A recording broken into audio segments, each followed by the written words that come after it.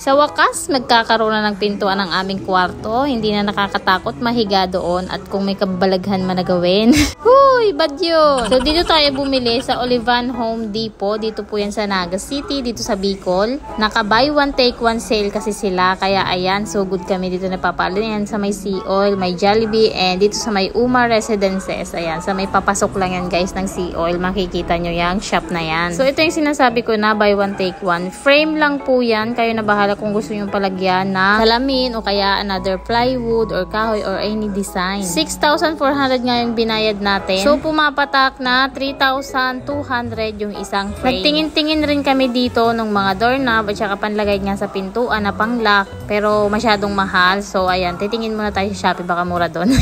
Kung pwede nga lang din Shopee ang pintuan. Hindi ko na nga nakuha na ng video yung paglalagay niya ng plywood guys, pero may mga picture naman ako dyan.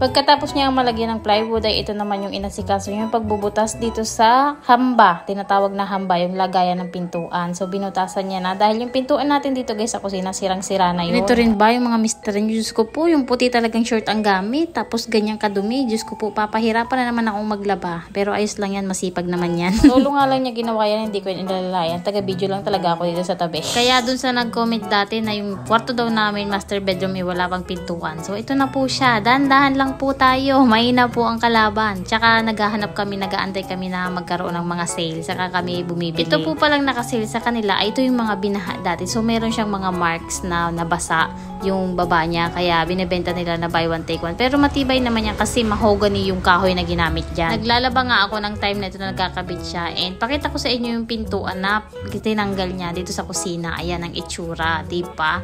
Nagtuklap-tuklap na at pwede na tayong pasukin talaga. Konting push mo lang dito ay wala na, mabubuksan na nila yan. Ganyan yung dati naming pintuan dito sa kusina. Pero ngayon mahihirapan na sila kung sakali man dahil ang tigas-tigas na niyan, purong kahoy na yung ginamit. Ay, thanks God talaga dahil may mga dumadating na mga extra so yun yung ginagastos natin dito sa bahay. Kaysa kasi maubos lang sa wala na naman, kaya ganyan ang ginagawa natin. Tumama nga si Papa Aldi sa wedding, so ayan, binili niya ng pintuan. Tapos yung talent fee ko naman na nakukuha yung sa aking advertisement or yung pag-i-endorso ay idinagdag din namin dito. At ito pala yung aming master bedroom. So bukas niya na siguro lalagyan ng pinto dahil gabi na. Naasikasuhin niya pa yung pagbubutas doon sa paglalagyan ng doorknob. Antayin na lang siguro dumating yung doorknob before siya ikabit. So yun lang for this video. Thank you for watching. Bye!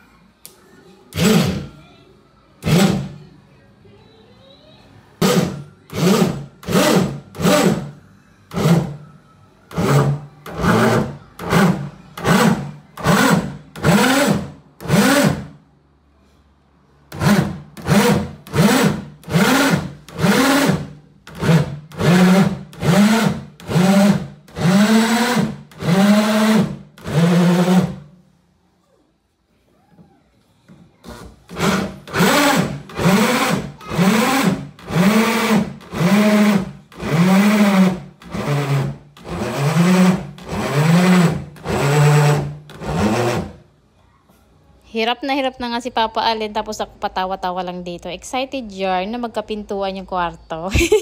May privacy na tayo, diba? Lagi nang nakalock-char. Naku, inabot na nga ng siyam-siyam dito si Papa Alden. Mahirap pala, sobrang tigas nito guys, nabili namin na pintuan. Grabe ang pawis niya na dyan. Inabot na nga kami alas 9 ng gabi bago matapos yan. Paunti-unti ay matatapos din tong ating master bedroom. Susunod nga ay papipinturahan naman natin. Pati nga yung kisame ipapagawa na rin natin, tsaka itong ating toilet. Habang nagkakaroon tayo ng mga extra income ay dito namin ginagastos sa pagpapagawa ng bahay para matapos-tapos. Kesa kasi magastos lang at wala namang mapala yung ating pera. Mahirap kasi kapag araw-araw may nakukuha kang pera tapos nauubos lang din araw-araw na hindi mo nakikita. So sabi ko kay Papa Alden, kapag meron tayong mga extra income ay dito natin sa bahay gugugulin. Halimbawa yung mga talent fee ko, tapos yung mga sa YouTube, sa Facebook. So, ayan, ginagastos natin na pampagawa dito sa bahay. Pero, syempre, talagang lilimitahan din natin dahil meron tayong mga nag-aaral. Tapos, syempre, konti din sa negosyo, nagagastusin. Basta, bago pa dumating yung pera, ay alam na namin kung saan namin yun gagastusin. At ito na nga, guys, tapos na ang kanyang pagbubutas. So, nilalagay na yung ating doorknob. Yung pa lang sa kusina, bukas niya nagagawin kasi talagang anong oras na ngayon maglilinis pa kami dito. Iba pala yung ginawa namin sa kusina. Kulay black siya, guys. Hindi ganito yung doorknob niya. Mas matibay. Mas safe kasi yung ganon, yung panglagay natin doon sa ating kusina. Dito sa kwarto, okay lang na ganito lang. Nasa 450 pesos din ito, ha. Ang mahal-mahal. Diyos ko po, ang mamahal na ngayon lahat. Yung naman gagamitin natin doon sa kusina ay 750 pesos.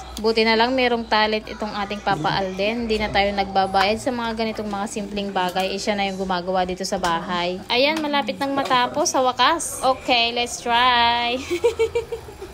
Tuwan-tuwa yan. Naka-achievement na naman yan para sa kanya. Pati si Ella po, tuwang-tuwa.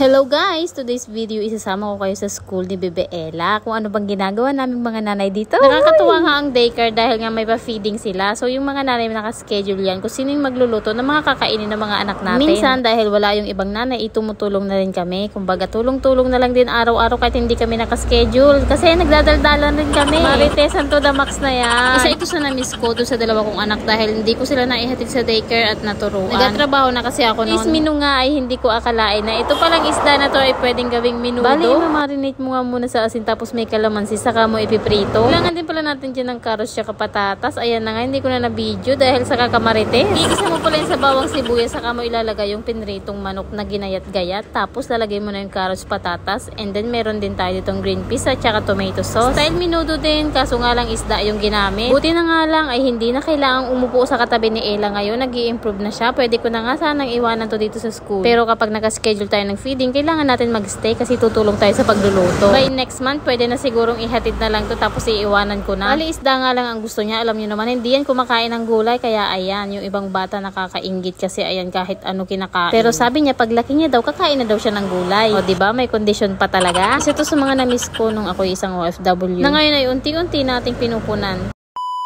Master bedroom, ipaparenovate na natin. Part 1!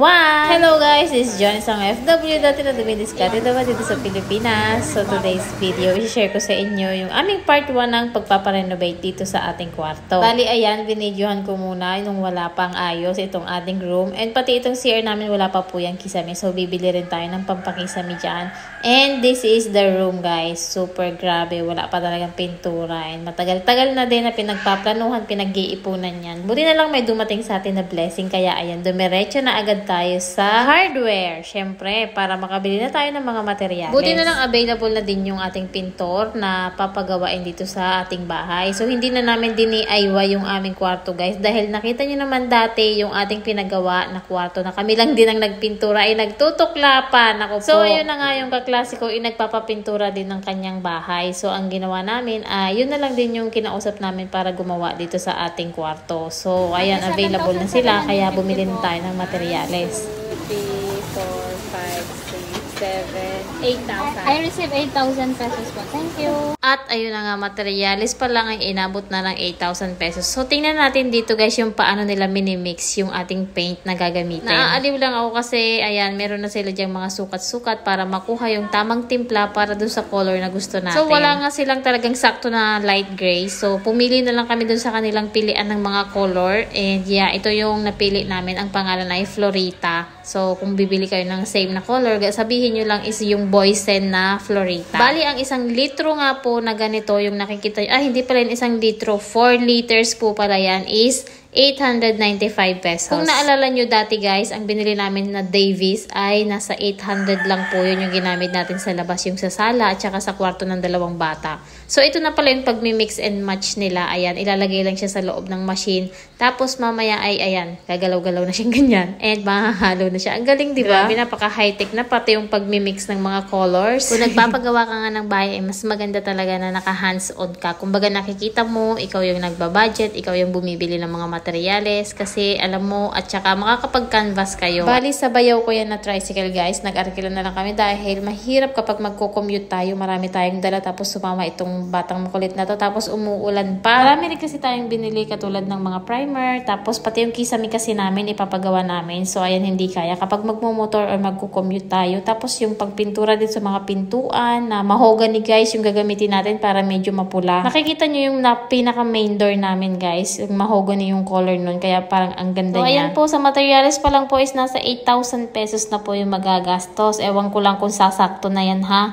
After naman yan ay pumunta kami sa City Hardware para tumingin ng ating ilalagay na PVC panel do sa ating CR. At ito nga yung napili ko. So 185 pesos ang isang haba guys, and 5 piraso yung bibilhin natin para doon sa kisame ng ating CR. Maliit lang naman po yun, mga 1 meter by 1 meter and a half siguro. Basta maliit lang siya. So kulang-kulang nasa 1,000 pesos din ito guys, yung PVC panel na nabili natin. Bali madali lang kasi yung ikabit, ipapatong-patong na lang yan doon sa ating CR. Hindi na kailangan ng mga tornilyo. May sariling lock na rin kasi yan, tsaka maiksi lang naman kaya hindi na kailangang itornilyo pa. Plus hindi mo na yan kailangang pinturahan dahil ayan, meron na siyang kulay na sarili. After naman natin dyan ay tinignan ko yung C. Farley na ginamit namin sa bubong guys. Ito yon yung kinabitan ng ating long span, yung ating bubong. So ito yung pinakita ko sa inyo na kinakalawang na dapat pala pinipinturahan. Nasa 1,188 pesos ang isang piraso guys. Yung ilang piraso yung nagamit dito sa bahay. Grabe no, ang mahal pala. So nakatapos na nga tayong nakapamili ng kailangan doon sa ating kwarto, kaya nagmerienda naman kami. Namiss ko nga itong toasted siopaw na to guys. Grabe ang mahal na pala ng isang piraso nito. At saka meron din kaming gisadong pansit. Nasa 230 pesos. Good for 3 person naman na siya. Nagutom tayo sa paghahanap ng mga materialis at pagka-canvassing. Kaya ayan, lumamon muna tayo bago tayo umuwi dahil pasado alas 5 na rin ito ng hapon. Masarap naman talaga ang pansit nila. Hindi ka naman lugi. Sobrang mahal na talaga ng lahat ngayon. Kaya wag ka nang magtaka kapag nauwi ka ng Pilipinas at ganito yung makikita mong presyohan. Ang pinakamura nga dito ay 75 pesos yung lomi nila. Isang itlog nga na binili namin para kay Ella ay 25 pesos po. Naku po. Kaya kailangan pa natin lalong sipagan dahil araw-araw malaking pera yung kailangan natin. Lalo na kung nag-start ka palang magpagawa ng bahay. Diyos ko po sa materialis. Ang mahal-mahal na ng lahat. Yun lang for this video. Thank you for watching.